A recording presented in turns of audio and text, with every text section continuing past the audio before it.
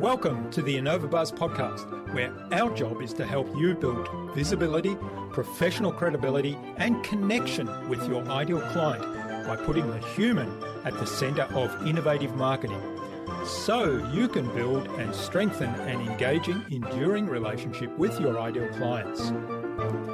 I'm Jürgen Strauss from InnovaBuzz, and I'm honored that you're here with me. If you haven't joined our wonderful marketing transformation community yet, go to innovabiz.co and collect your free gift as well. Do subscribe to the show and also leave a review because it helps others find us. Let's get into today's masterclass on this InnovaBuzz podcast.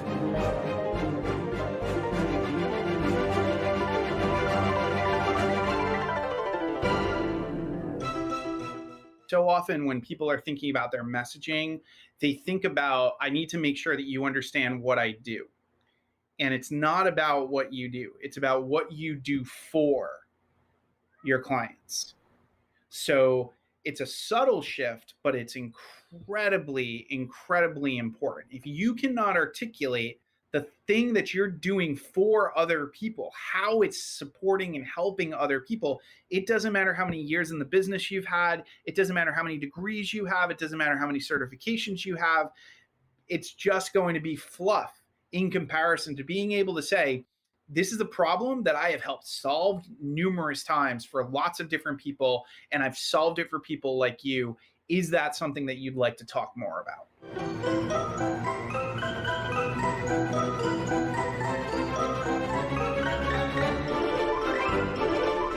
Welcome back. I hope you've had an awesome week so far. Now, if you haven't yet listened to my recent conversations with Janine Garner, the author of Be Brilliant, and with Steve Blank, the creator of the Lean Startup Movement, then do check them out. But stay here first, listen to today's conversation before you do.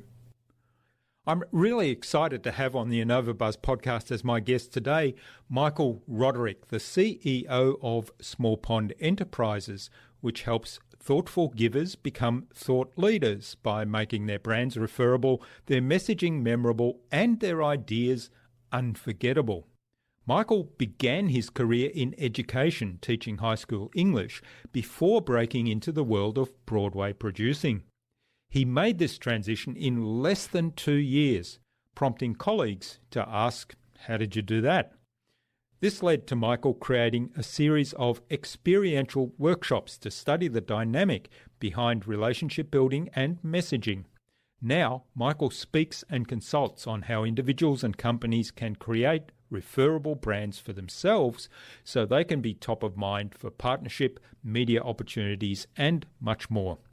His frameworks have been featured in Forbes, Business Insider, and popular podcasts like The Art of Charm and Unmistakable Creative.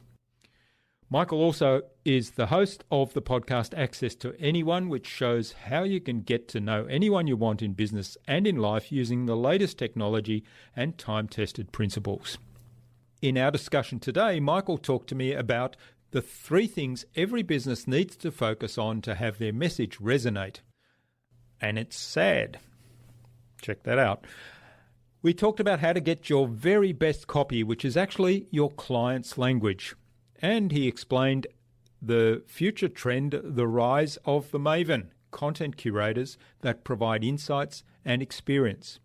Without further ado, then let's fly into the hive and get the buzz from Michael Roderick.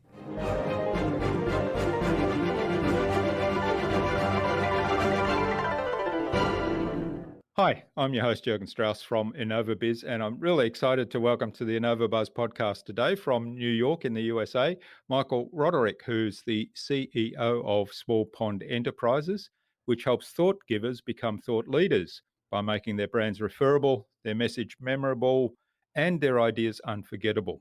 He's also the host of the podcast Access to Anyone, which shows you how you can get to know anyone you want in business and in life using time-tested relationship building principles. Welcome to the InnovaBuzz podcast, Michael. It's a real privilege to have you as my guest. Thank you so much for having me. I'm excited to be here. Jason Van Orden, who was our guest on episode 275, suggested that we have you on the podcast and introduced us. And then recently, Jeffrey Madov, who was our guest on episode 320, also suggested that we have you on the show to have a conversation. So I thought, Oh, that's awesome. it's definitely time to have you on. So big hello to both Jason and Jeffrey. Yeah, they're amazing, amazing individuals, and always happy to hear from them. Now, you've got a very interesting background. You started off as an English teacher and you then became a Broadway producer, and then you went into networking and relationship building for businesses. So I'm really interested to hear a little bit more about how that transition came about, and then, of course, talking about, in particular, messaging and turning ideas into something that could be a business or a product or a service to others. So what kind of were some of the key moments in that journey? Sure. So when I was teaching, I was also doing a lot of theater projects, right? So I was always directing something or producing something on sort of the smaller levels.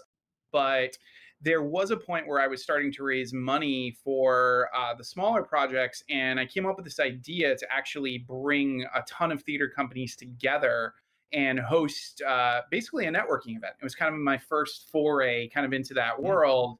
And when I did this, I started to get to know just all of these different people within all the theater industry.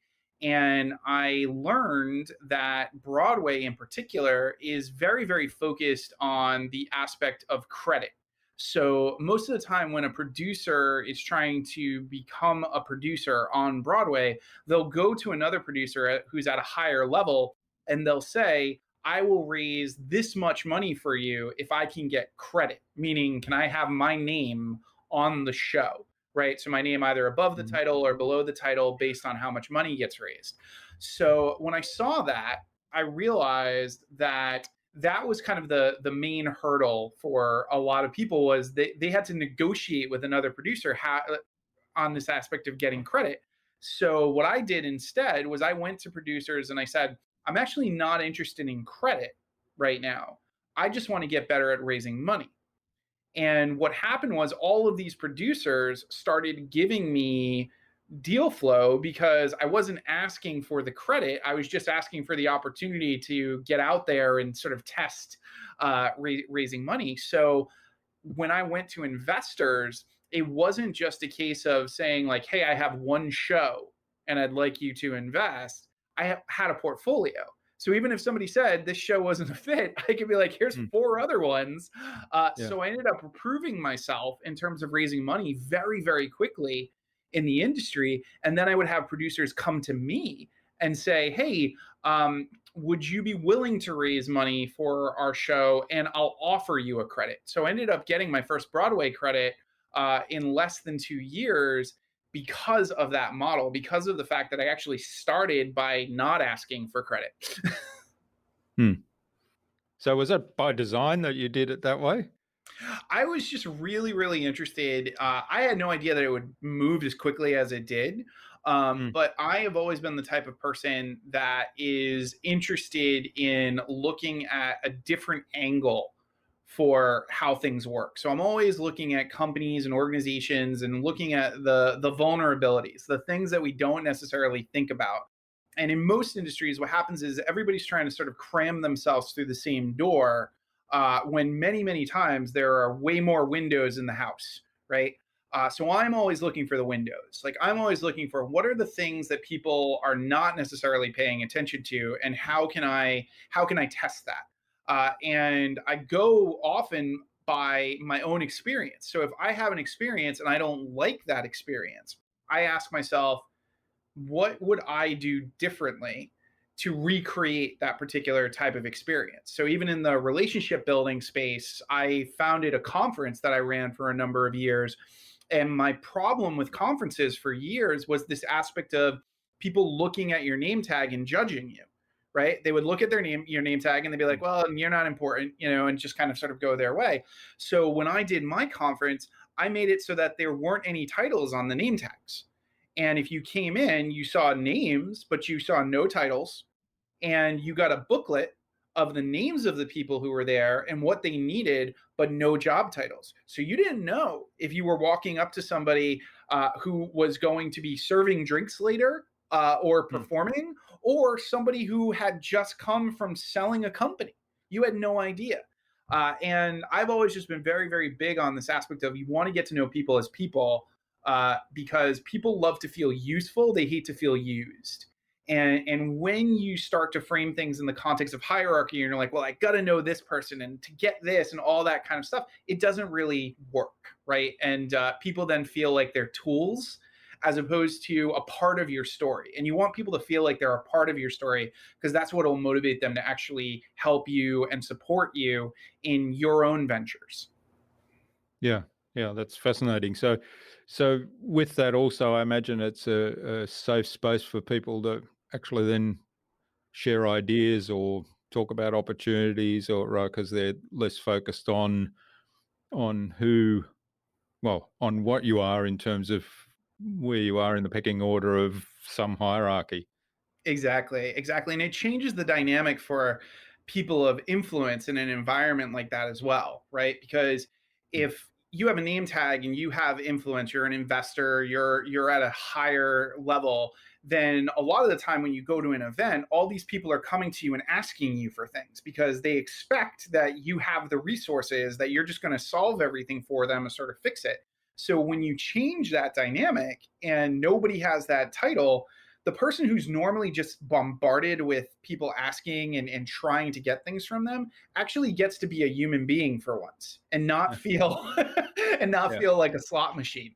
And you know that whenever Broadway producers or people who are aspiring Broadway producers would come to me, the number one question I would always get would be, how do I find investors?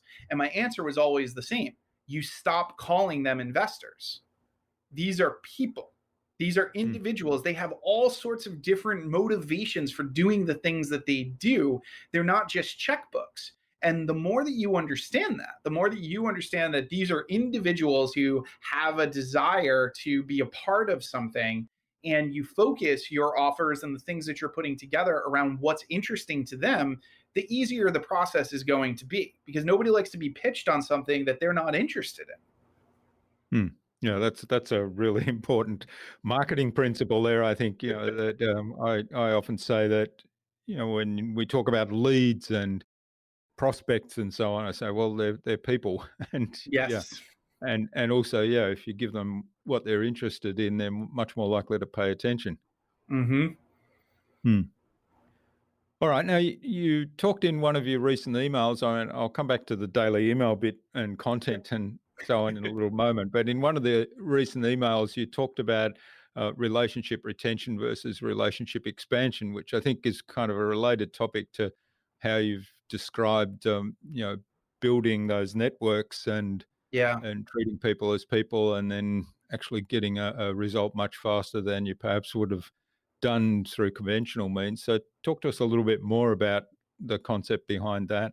Sure, sure. So we we have a focus in the business world on the idea of customer retention, right? So we're always talking about this idea that it's going to take you way more time to find new customers than it is to just keep the customers that you currently have, right? And just like make them happy and take care of them.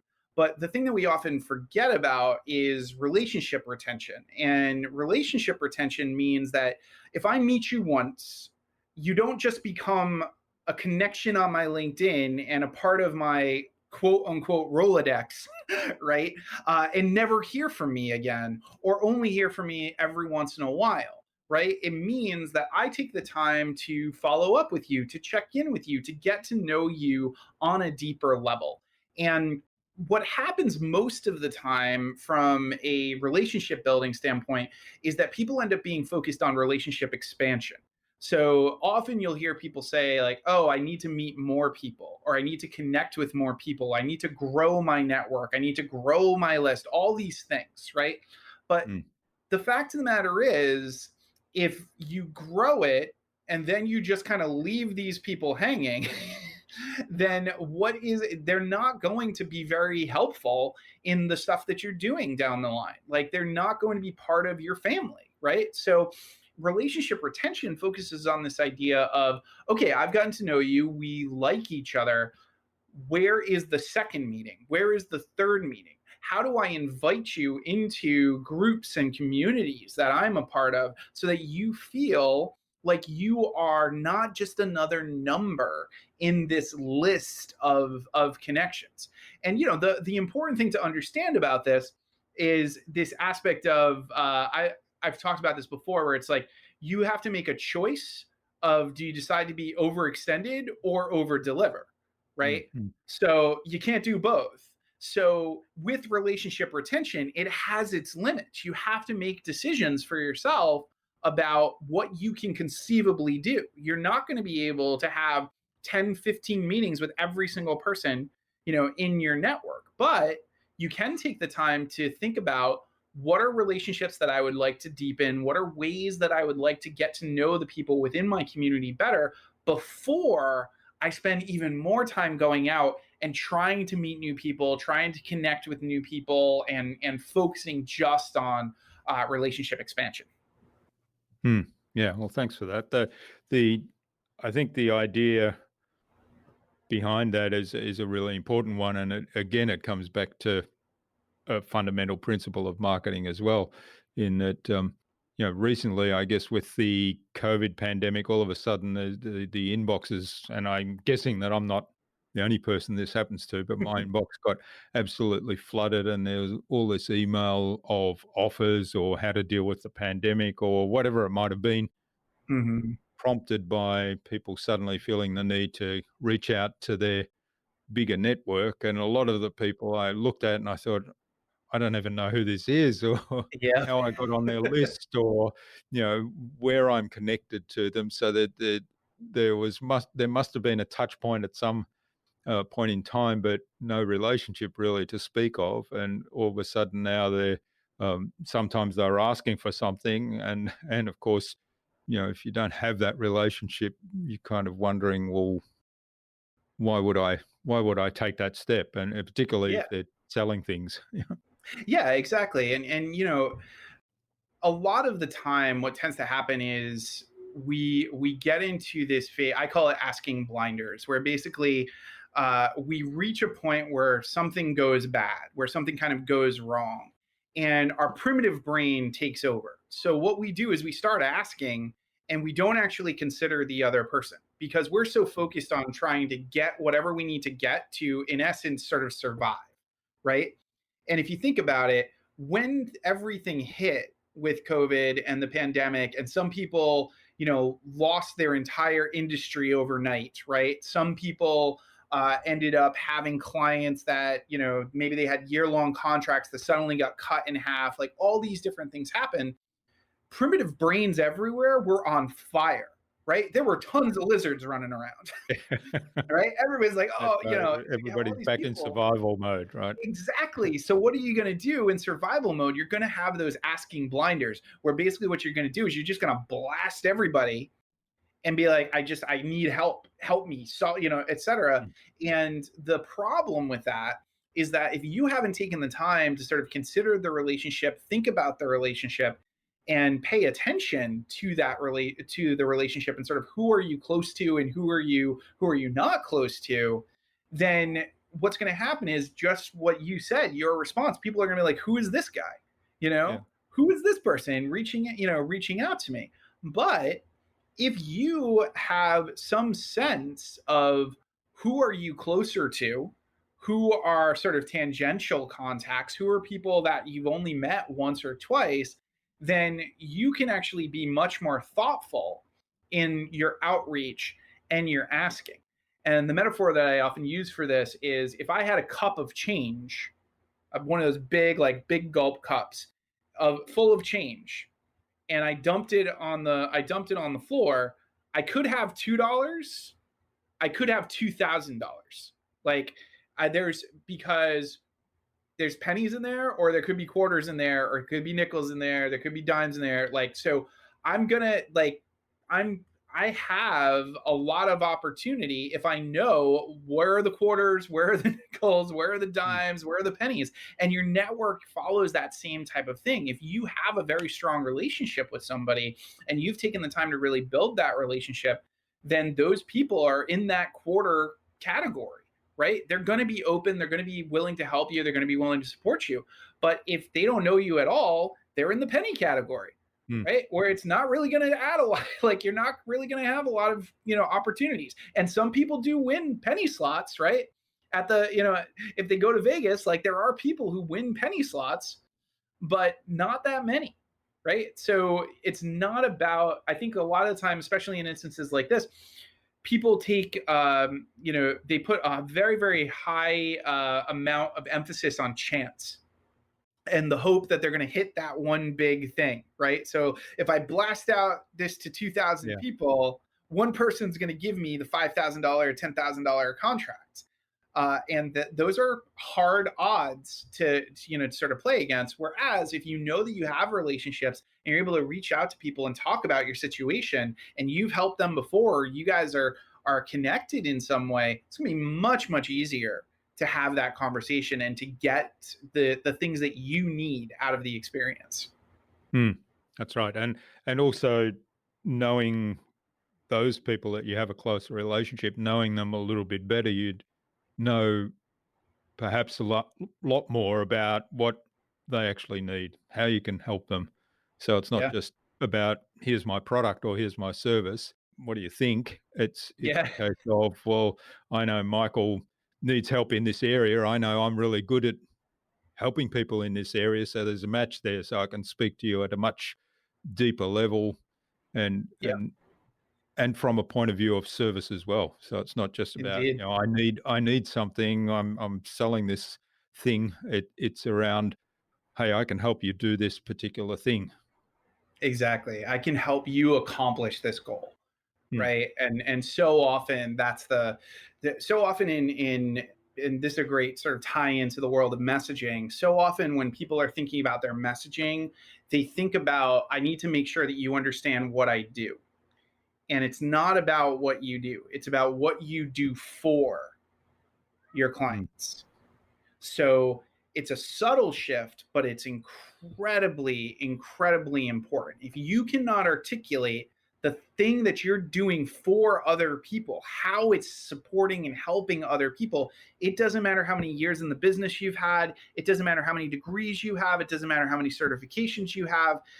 It's just going to be fluff in comparison to being able to say, this is a problem that I have helped solve numerous times for lots of different people, and I've solved it for people like you. Is that something that you'd like to talk more about? Mm.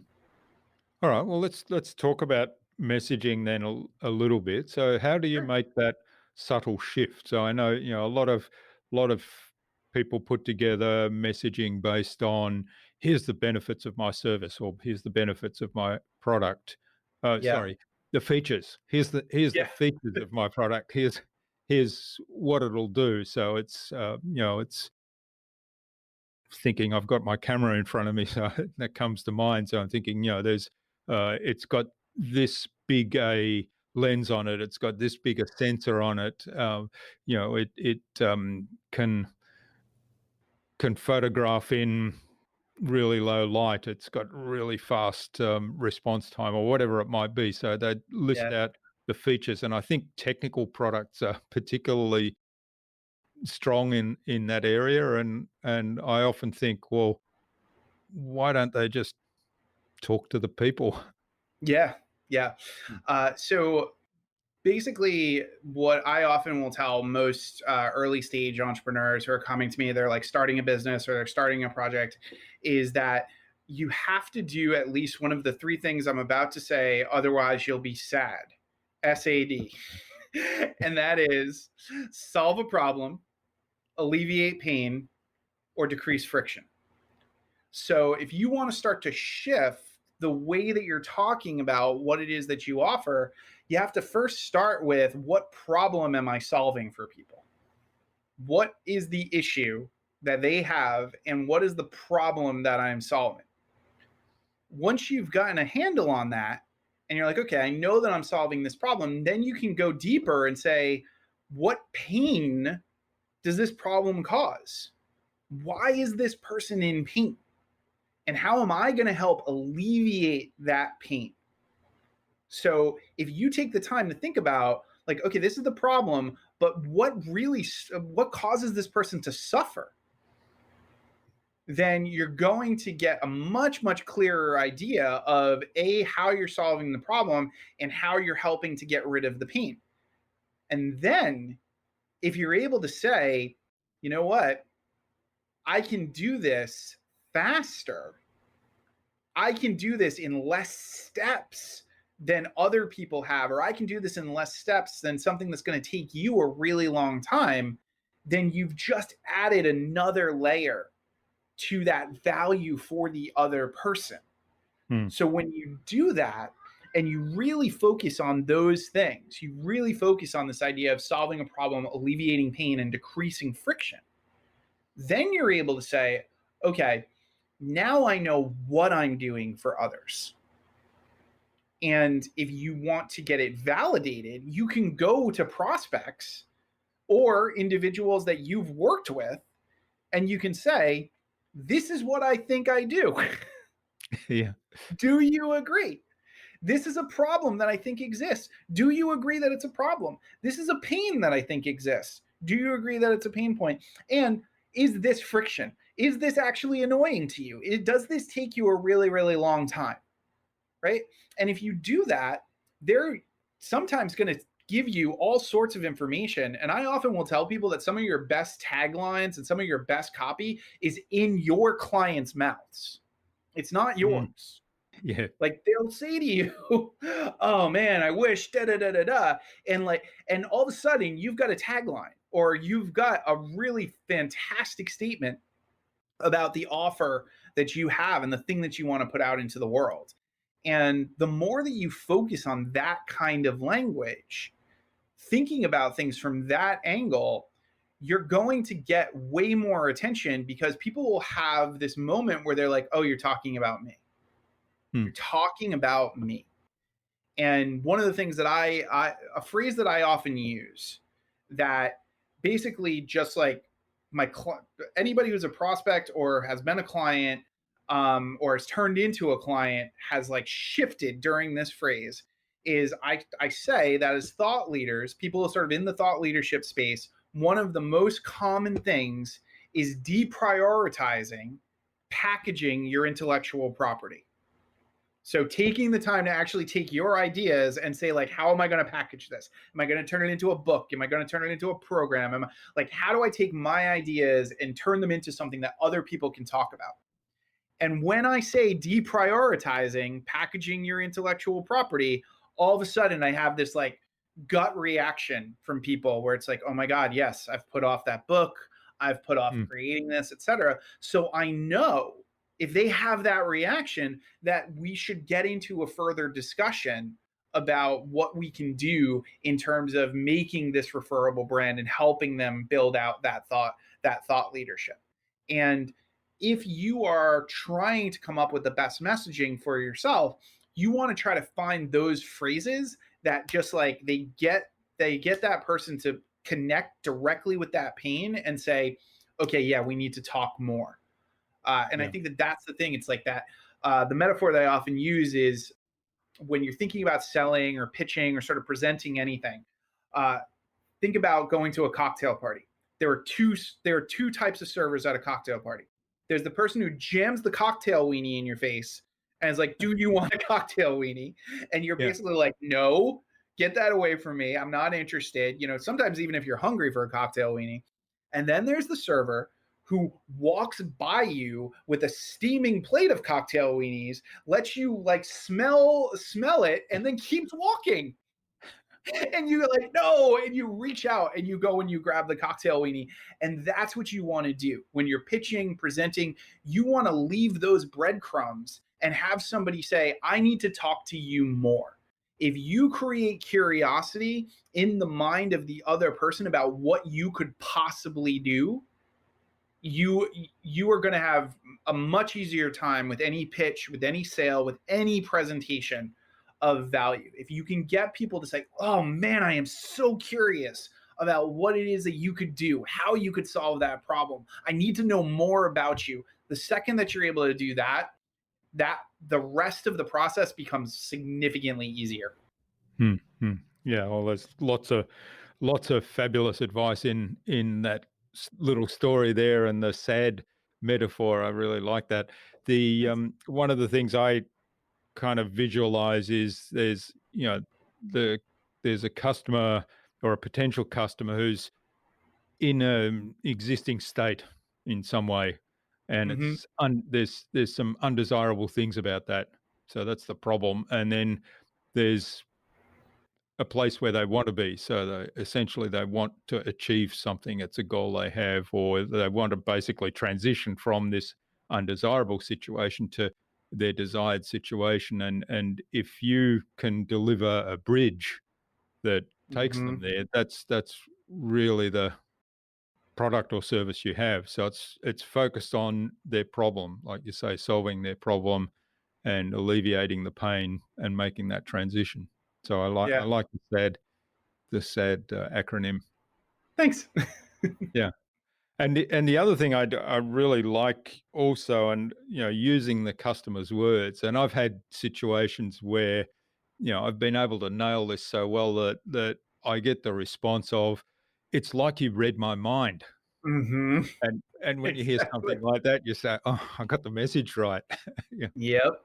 Yep. Mm, And it's one of those things where, going back to sort of the pandemic scenario, what I like to say about it is that this is the golden age of customer development, because everybody's home, look, reading their email, listen, like everybody is willing to talk to you right now about their problems. So if you're mm, trying to learn more about your products, learn more about your service, you want to do interviews with people to understand pain points, there are plenty of people who are happy to hop on a call with you right now and have those conversations, because they're not as busy as they used to be, in terms of they're not traveling, they're not doing mm, nearly as much as they used to do. So this is a really amazing time to be able to have those conversations with clients, prospects, people that you've always been interested in getting to know better. Like, this is a really, really wonderful time for all of that. yeah, yeah. And of course, that's one of the principles behind your podcast, isn't it? Access to anyone. Yes. Yeah, it's access to anyone. The interesting thing about that concept is that most of the time we focus on the idea of access, right? So like we're always thinking about like, how do I get in front of, or how do I get my foot in the door, and all these different types of things. Mm, But what I've learned is that interest is far more important than access. I can get in front of anybody if I spend enough money. Like, that is just the way our world works, right? Like, I can buy a ticket to sit next to somebody that I need to meet. But if they don't want me sitting next to them, the game is over. So it's my job to create interest. It's my job to have that person say, "Wow, I need to know more about this person. I need to get to know you. I need to spend more time with you." And when you're thinking about this idea of access to anyone, it's really about figuring out what is of interest to them, what are they excited about, and figuring out how is there a relationship there. And in some cases, it's a service based thing where it's like, I can help you accomplish this, and there's an actual like business relationship. And in some cases it's literally just a we're going to help each other out relationship, where literally mm, it's just like, you have a certain amount of expertise and you're just like, I'm going to give you some advice. Or some people and you're like, you know what, I think these people will be really good to talk to. I think you'd have mm, a great time. And you just sort of help them out and support them. I think that one of the biggest mistakes that I see in relationship building is this dynamic of, there's been so much that has been taught about reciprocity. And the way I like to sort of look at it is people sort of worshiping the god of reciprocity, because the yeah. idea of reciprocity is like, if I do this thing for you, psychologically there are principles that dictate, there are studies that have been done that you are going to want to do something for me. But what we forget about is the fact that every single person has their own impulse around reciprocity and their own timeline around reciprocity. So I'll start with impulse. If you are the type of person who has always received, and in your life you've never really ever worried about anything, then somebody giving you something does not actually mean anything. So your level of reciprocity is not going to be as strong, because you're going to be like, well, I just get things. Like, that's just the way my life works. But if you have had struggles and there have been people who have jumped in and helped you and solved problems for you when you were down and when you were out, then your sense of reciprocity, your impulse of reciprocity is going to be significantly stronger. So for you, if somebody does something or gives you something, you're going to feel like it's like a hot potato and you're like, I got to give it back to you, right? I got to support you. But we don't know what impulse somebody's going to have. And that ties to the idea of the timeline. Different people have had relationships where they've been burned. So they actually create a timeline around reciprocity where they say, I'm going to get to know you before I give anything back or before I help back, because I don't know if I can trust you because somebody else kind of messed with me before on this reciprocity side of things. So the mistake is you get all these people teaching, give and it comes back to you, and like, do this for this person and then you'll, expect this thing. And, there's all this like strategy that's presented in the relationship building sort of networking world. And none of that makes any sense. What makes sense is helping other people do the things that they need to do, supporting them and helping them achieve the goals that they need to achieve, and making sure that people know what it is that you need. They will select, they will say, I want to help you or I want to support you. But you should never expect that if you've given to somebody that they're going to give back to you, because then it's not a gift. You have basically engaged somebody in a transaction without them knowing that it's a transaction, right? A gift is, I give you something and there's no expectation of return. You go about your life, you do whatever. But if I say, I'm giving you something, then I come back to you and I'm like, hey, I did that thing for you and I'm kind of expecting then you were involved in a transaction and you just didn't know it. And I tell people that all the time who are in the giver space. Like, if you love to give and you love to support, there are a lot of people get burned out on it. And they're like, oh, I've done so much for this person and they've never done anything back for me. And I'm like, well, they thought you were giving them a gift. You can't be mad. That, like, they didn't know they were in a transaction. Did you communicate that you were in a transaction? No. So you can't expect. You have to just help support, make sure that people know what it is that you need, and the people in your life who want to support you will come forward and support you, and it will be based on their reciprocity impulse and their reciprocity timeline. Yeah, I've never heard anyone explain it like that. That's really fascinating, and I think it comes back to the core principle. That I kind of feel as though if you're going to give somebody something, to say, well, Michael, I'm going to help you out here. I've got something I think might help you in your current situation. Here you go. It's, my philosophy is, if I do that, there's no expectation at all on my part. I mean, I'll give that to you because I believe it can help you at the time, and you've articulated a problem that I think I can solve for you. So I'll give that to you. Now, if it's like, hey, I've got this service that's this charge, I think that can help you. Well, then I'll have a conversation with you. Then it becomes a different relationship. But if it's something where I say, hey, I've got this thing that I'm happy to give away to you to help you out with that issue, then I don't have any expectation. So, and for me, it's kind of, there's two things about that, because first of all, that is the spirit of giving, because it's a gift, right? If I give you a birthday gift, I don't expect when my next birthday comes around, I say, well, where's Michael? Because I gave him a gift last time he had a birthday. So that's not, to me, that's not how gifts work. And the other thing, of course, then is, if I give you a gift without expectation, then I won't be disappointed. Yep, exactly. There's, it's expectation basically creates so much stress, right? And if you look at it in pitching, if you look at it in sales, etc., expectation is the thing that can just completely kneecap you. So if you go in with an expectation, I'm expecting this is going to be a slam dunk. This call is going to be a layup, with this client or whatever, and then it tanks, you're like completely destroyed, right? Because there's so much stress around it because you had the expectation. But if you go in and you're just like, this is going to be what it's going to be, and and I'm going to do what I can do, and it's going to go how it's going to go, and you let that be the case, you're not going to worry. You're not going to get, you're not going to get in your own head. And a lot of the times, like if you're trying to sell something, if you're going in with the expectation of, I'm going to close this, I'm going to sell this, that's right. Yeah. you're just going to feel crushed at the end of that experience if it doesn't go the way that you want. But if you don't have that expectation, then you don't really have anything to worry about. And, one of the questions that I get all the time, as I write a daily email. So I'm always asked, like, how do you write daily, right? Like, how do you stay in it? And what I always tell people is that you have to give yourself permission to suck. You're not going to be consistent and brilliant. Not going to happen.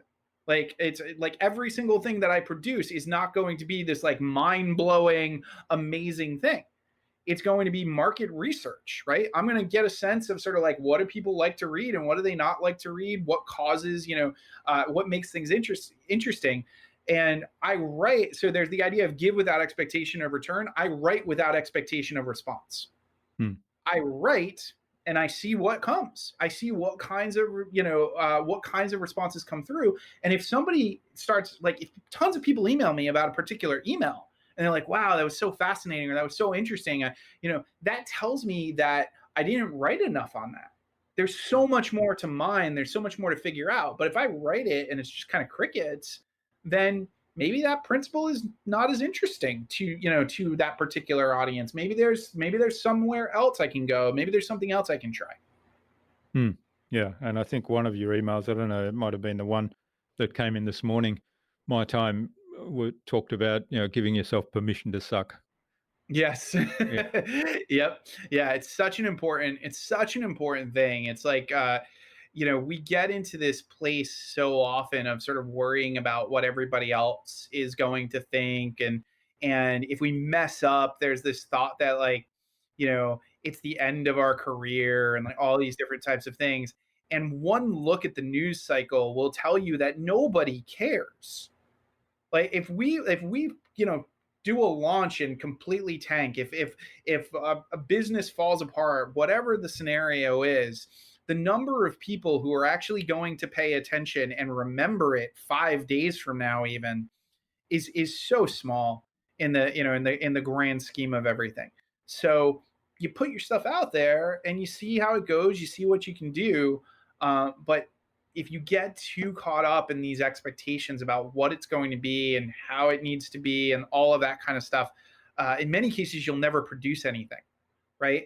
I call it polishing the car, but never driving it. I have this conversation with clients all the time where it's like, you want to make the concept perfect. You want to have the perfect tagline and all these different types of things, but perfect doesn't exist. Perfect only exists in your mind. So like whenever you're thinking about this thing, like you have this picture in your mind of what it's going to look like, but when it goes out into the world, there's absolutely no way it's going to look like it does in your mind. So just like, like you're going to be disappointed. Like understand that that's just the case. Like you're never going to make it exactly what it is in your mind.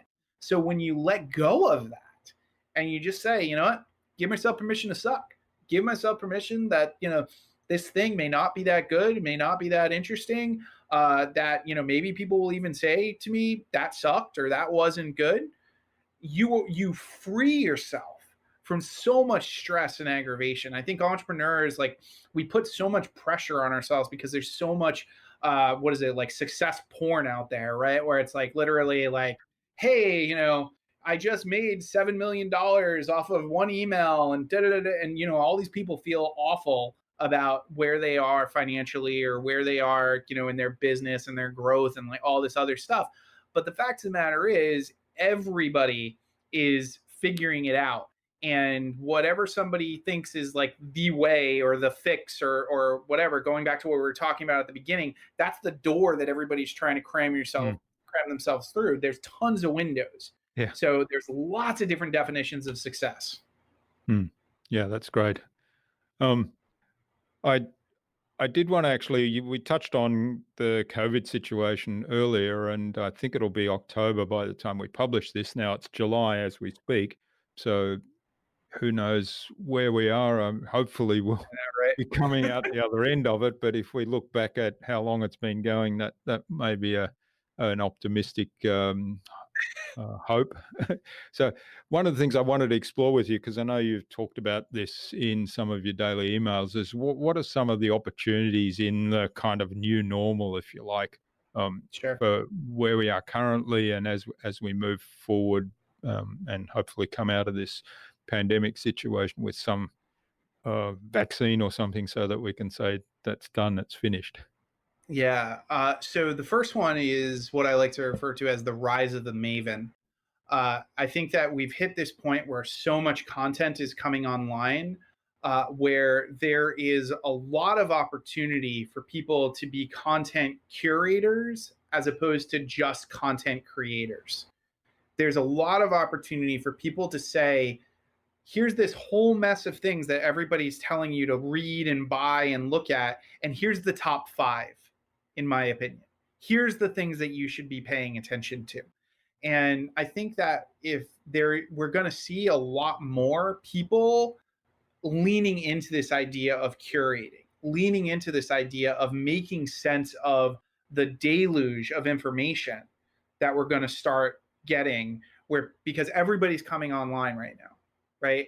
All of the Mm. online events, all of the offline events are coming online. Like everything's coming online.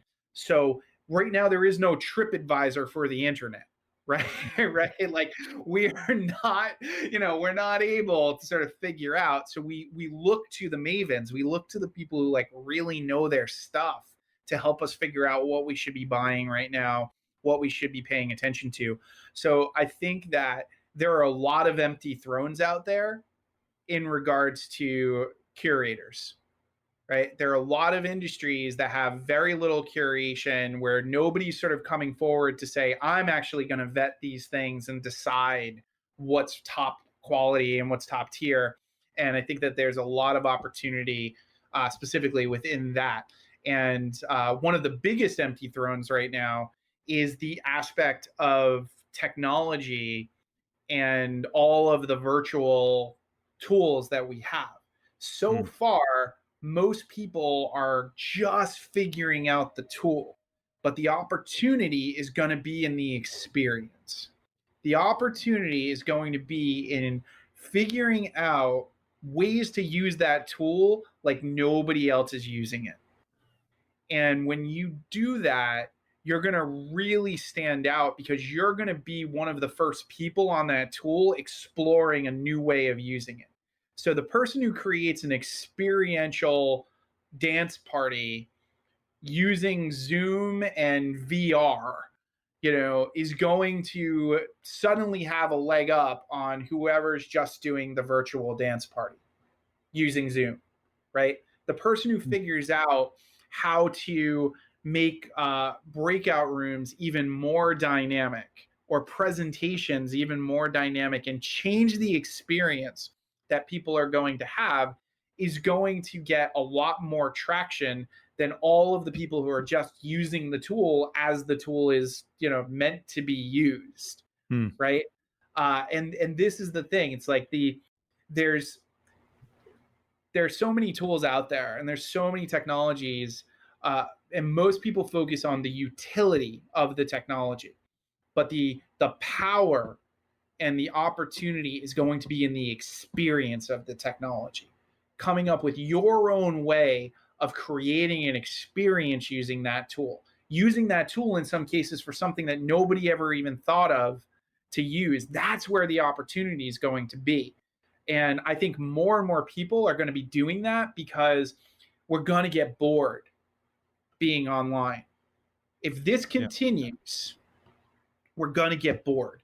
And we're going to say, you know what? I don't really want to go to another happy hour right now. Like, I don't want to be, on another, like, I don't want to be in a breakout room. And people are going to ask, like, what's next? And we're going to be looking for people to say what's next. We're going to be Mm. looking for people to come up with whatever that is. Mm. Yeah, that sounds like a great opportunity. And I think, there are a few examples around of people doing that to a limited extent. And I think, it might be like there's all these unboxing videos that I think of devices. Yeah, And I think that's kind of at a very low level, that sort of thing, because like again, using the camera example, you can tell I'm a photographer. So yeah, if I'm interested in a new camera, I'll go onto YouTube and then I'll see people who've done unboxing of the cameras I'm interested in. They've put them through their paces. They give their opinion on these are the strong features, and these are the shortfalls of this particular model, and this is what I like about it, this is what I don't like about it. And so I've got a bit of a feel for them, and that saves me a lot of time. So I know one of the things you talk about is the idea of time investment. So somebody else has invested yeah, time in getting to know that device, and I can watch a short video, and all of a sudden I know as much as they do about that yeah, device, short of yeah, actually having held it in my hand. And yeah. so I'm at a different level, ready to make whatever decision I want to make in terms of purchase.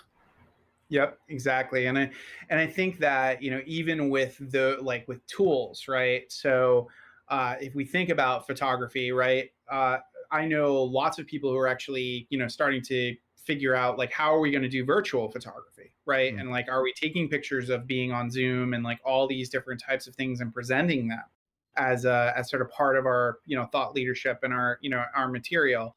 I can totally see instances in which there will be Zoom rooms for photographers that are basically filled. They're in a room with models and they're going to do virtual shoots. Like they're like I can see a world in which these things are going to happen if we keep ending up in the scenario where we have to stay home, because we will eventually figure out what to do next. Like even in the theater world right now, you can't be in a Broadway theater, but people are already starting to do plays over Zoom. Mm.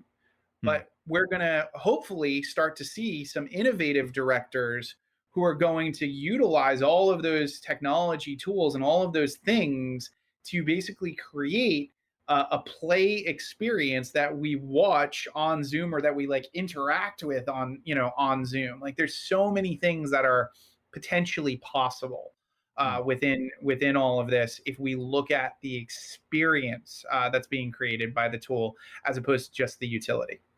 Yeah, that's right. That's a really great example. And I think what comes out of that too is people, as they see, hey, this is actually possible to create a not the same experience. It's not the same, but a related experience to this, which is going to attract or be of interest to a similar audience. If I can create that, all of a sudden that opens up a whole lot of opportunities. So let's think out a year perhaps where COVID is history and we're back to some semblance of normal social interactions in person. We can go out to a theatre or a play or to a concert in live experience, but then having those virtual ones is another way to present it to a different audience, a bigger audience. So you're not limited by geography, for example. You're not limited by, well, if it's like a Broadway play, that might be quite expensive to go to, particularly if it's a new play, new launch, Yeah, a big popular one. All of a sudden now it's available to people that don't have the financial means to go to the big Broadway theaters. exactly. Mm. Exactly. And that aspect of, leveling the playing field is something that is sorely needed. We're in a lot of the challenges that we're in because you have people who basically have made the decision to sort of accumulate as much wealth as possible at the Mm. expense of other individuals, right? So if we can start using technology and reimagining the idea of what it means to have an exclusive experience, right?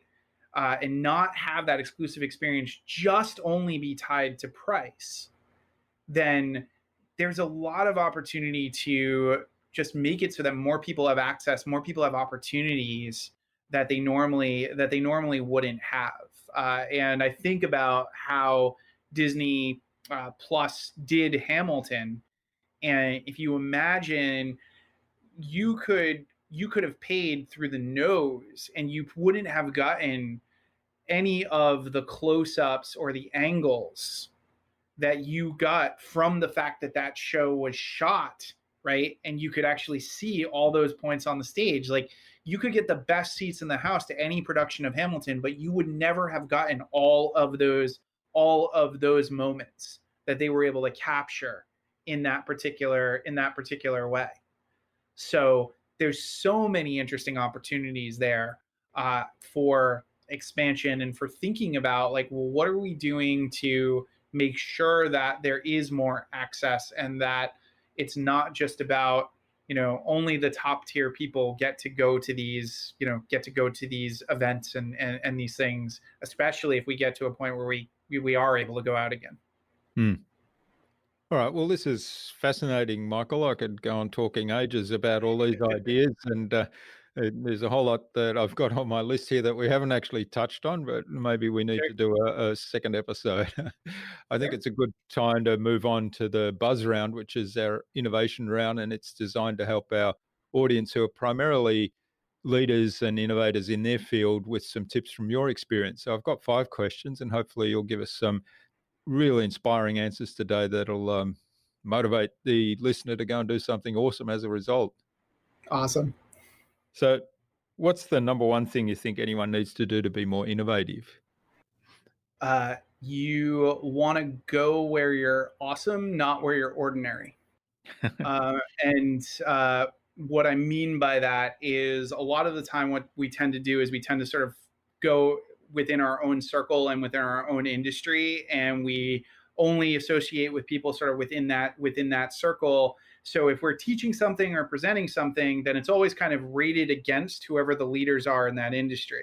But if you go to an industry that doesn't know your world at all, then you're awesome. You're fascinating to those people. And the example I would use is, like, in a room of Broadway producers, we'd all be sort of basically rating each other on, like, which shows we got involved in, right? And it would be a very, like, one-up-ish kind of conversation.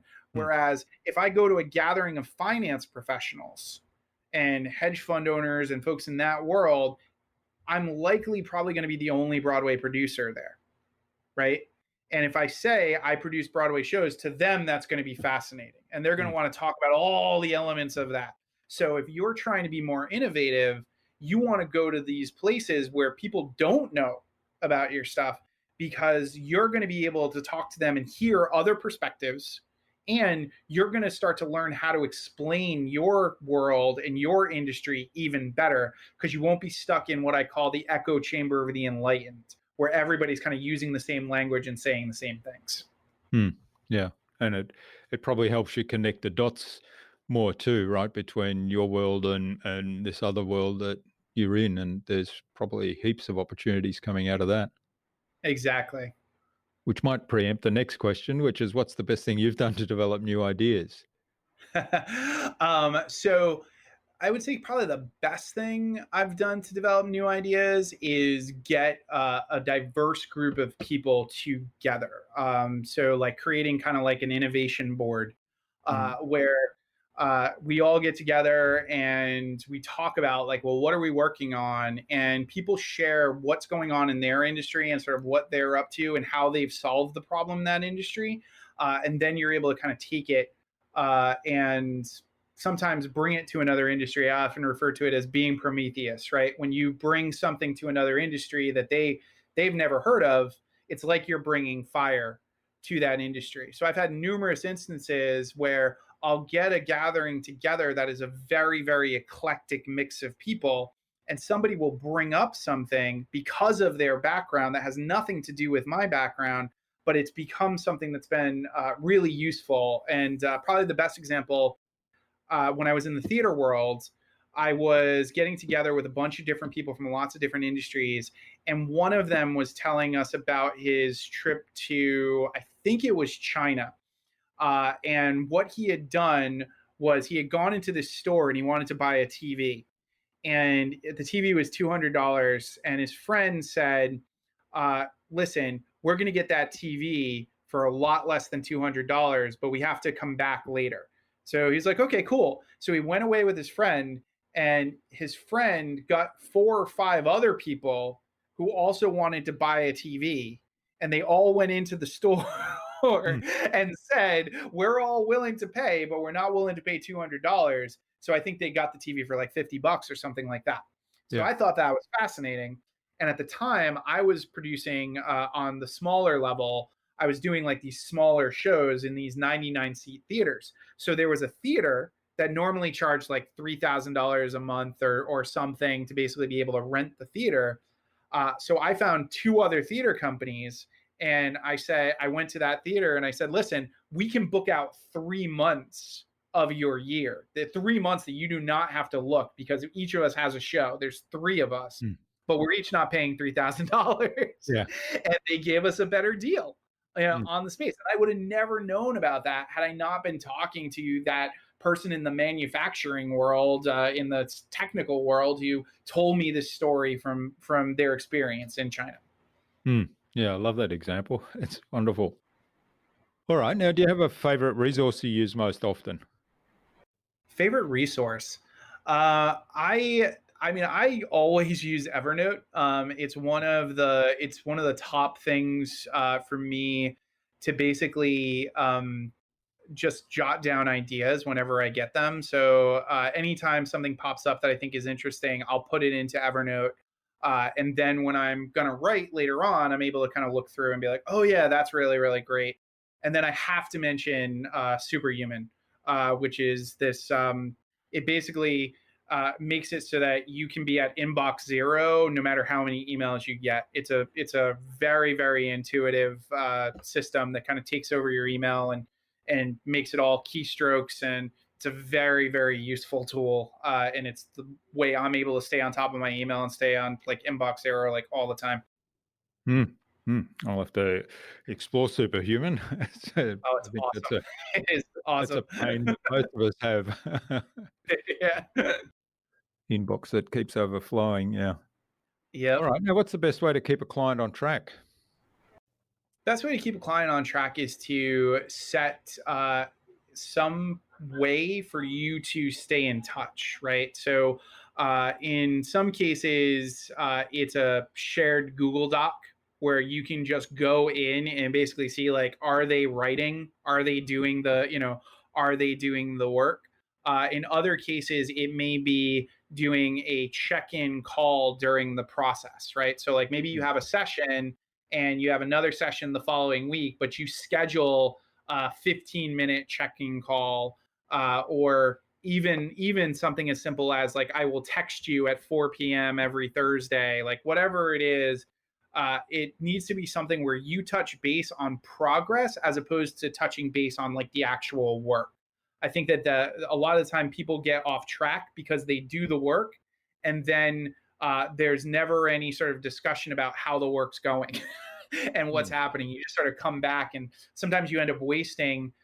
You can waste an entire coaching session in some cases just getting caught up. So better to give them a tool to get you caught up before you get on that next call and sort of know what's going on. Yeah, that's a really good approach. Sort of focus on progress as opposed to the work focus. Obviously, you've still got to talk about the work, but the focus is about, okay, here's where we've come to this week, and these are the things that still need to happen. Yep. Yeah, it also provides for the client like a forward motion feel, like they know that they're moving forward. They know that they're heading in a particular direction. And I think a lot of the challenges, specifically with coaching, is that a lot of coaches start with what I like to refer to as the "what do you want to have for dinner" conversation. So like you say to your partner, "What do you want to have for dinner?" I don't know, maybe pizza, maybe China, and you go back and forth, back and forth, back and forth until somebody finally makes a decision. And it's much, much better to say, we're going to have pizza. Do you like pizza? And go through that, and sort of go through that process.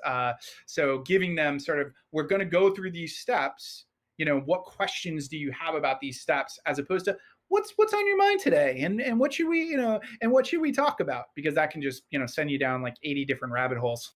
Hmm. All right. And what's the number one thing anyone can do to differentiate themselves? Uh, uh, I'm gonna go with create your own language. So a lot of the time, I talk about Shakespeare, and there's a reason why we all know Shakespeare, and very, very few people know Christopher Marlowe, even though they were writing at the same time, and even though they were writing very, very similar kinds of stories and plays. And the reason is that Shakespeare added new words to the English language. So people were going around using Shakespeare's words, Shakespeare's language all the time, which always referred back to him. And if we look at authors like J.K. Rowling, she added new words, and people use new words. Filmmakers like George Lucas, right? We all know what the Force is, Hmm. right?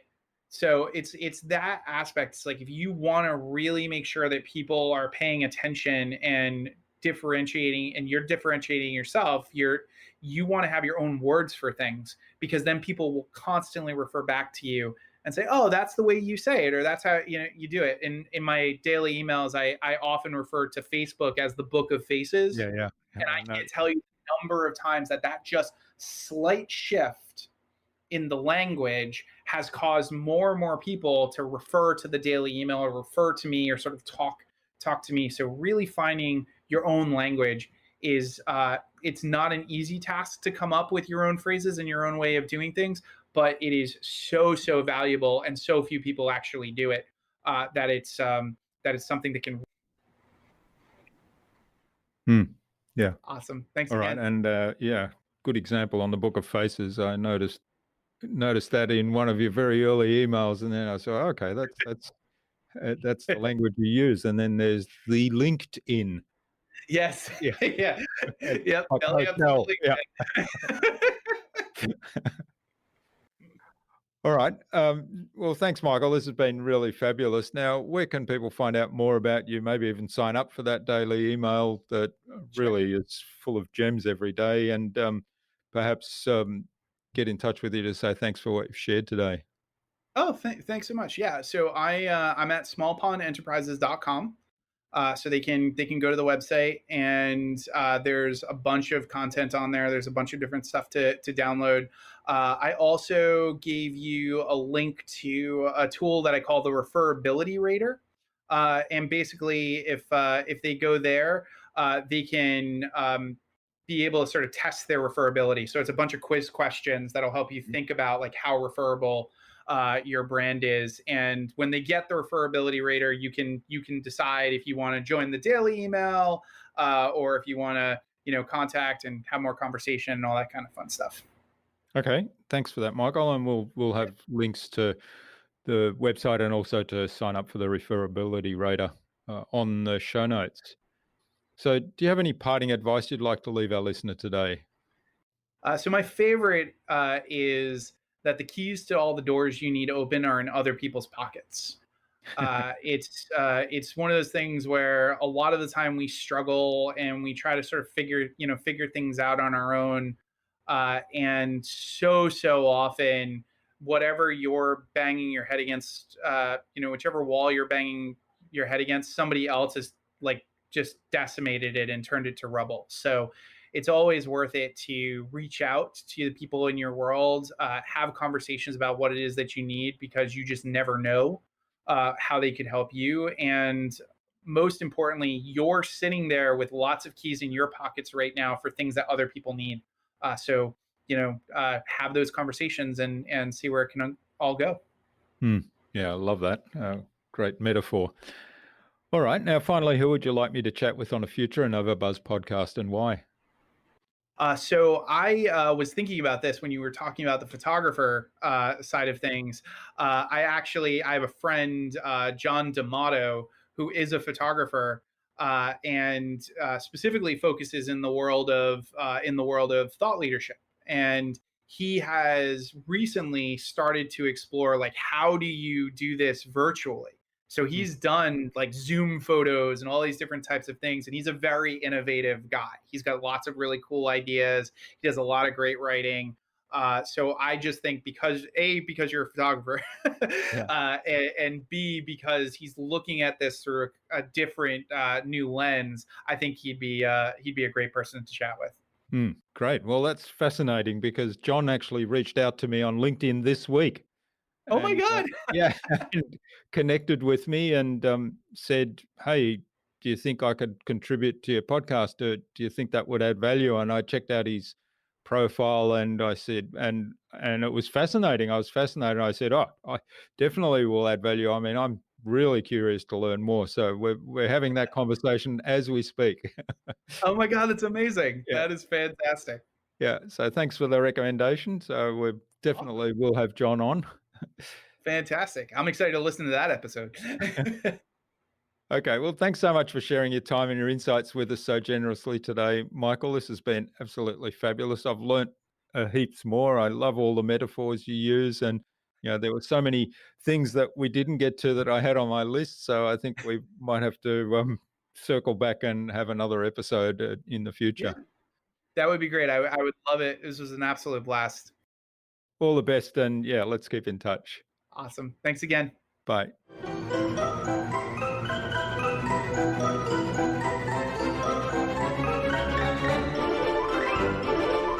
I hope you enjoyed that insightful and informative conversation with Michael and took something away from his episode. The SAD acronym, solve a problem, alleviate a pain, and decrease friction, was one of the many highlights for me, as was the idea of creating your own language. I'd love to know what you took away from Michael's episode. Leave a comment below the blog post, which you can find at innovabiz.co/Michael Roderick. That is MichaelRoderick. All lowercase, all one word, innovabiz.co/Michael Roderick. You'll also find contact information for getting in touch with Michael there, as well as links to the Small Pond Enterprises website, his referability rater, the Access to Anyone podcast, and the other resources we spoke about in today's conversation. Michael suggested we have a conversation with John D'Amato, virtual photographer and visual storyteller, on a future InnovaBuzz podcast episode. So, John, keep an eye on your inbox for an invitation from us to the InnovaBuzz podcast, courtesy of Michael Roderick.